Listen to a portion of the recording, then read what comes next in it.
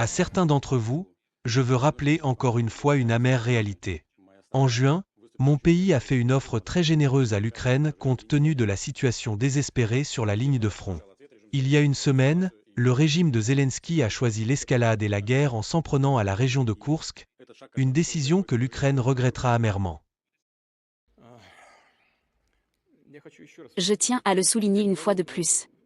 Je l'ai déjà dit, mais j'aimerais vraiment que vous m'entendiez et que vous en fassiez part à vos lecteurs, téléspectateurs et utilisateurs sur Internet.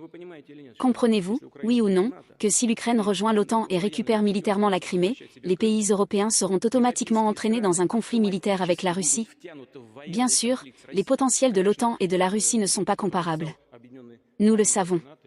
Mais nous savons aussi que la Russie est l'une des premières puissances nucléaires. Et, dans certaines de ses composantes modernes, voire, même, en avance sur beaucoup d'autres pays. Il n'y aura pas de vainqueur, et vous serez entraînés dans ce conflit contre votre volonté. Et vous n'aurez même pas le temps de cligner des yeux quand vous aurez à appliquer l'article 5 de l'OTAN. Monsieur le Président, Macron, ne veut certainement pas de ça et moi non plus. Et moi non plus. C'est la raison pour laquelle il est venu me tourmenter pendant 6 heures d'affilée. Ils nous demandent de respecter les engagements, mais ils ne le font pas. Nous n'aimons pas ce jeu, pas du tout. Il faut respecter les termes du jeu. On parle non seulement de l'élargissement de l'OTAN, nous sommes aussi contre le déploiement des systèmes de combat à nos frontières. Si tout le monde veut de la confiance, qu'est-ce qu'il y a de mauvais de ne pas instaurer des systèmes de combat à nos frontières? Qu'est-ce qu'il y a de mauvais dans cela?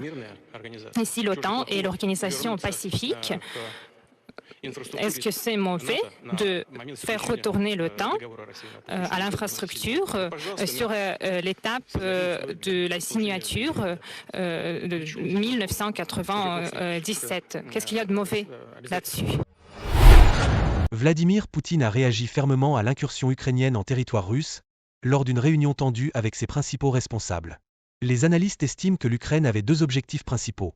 Détourner les forces russes des lignes de front en Ukraine orientale et s'emparer de territoires pouvant servir de levier dans de futures négociations de paix. Poutine a insisté que cette incursion ne changerait pas sa position dans les négociations.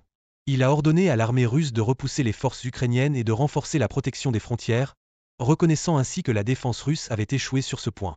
Le gouverneur par intérim de la région de Koursk, Alexei Smirnov, a rapporté que 28 villes et villages étaient sous contrôle ukrainien, avec des troupes ukrainiennes ayant pénétré 11 km en territoire russe sur un front de 40 km.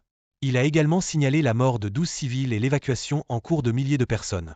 Cette incursion marque la première fois que les forces ukrainiennes prennent pied en territoire russe, entraînant le déplacement de plus de 180 000 personnes dans la région de Koursk.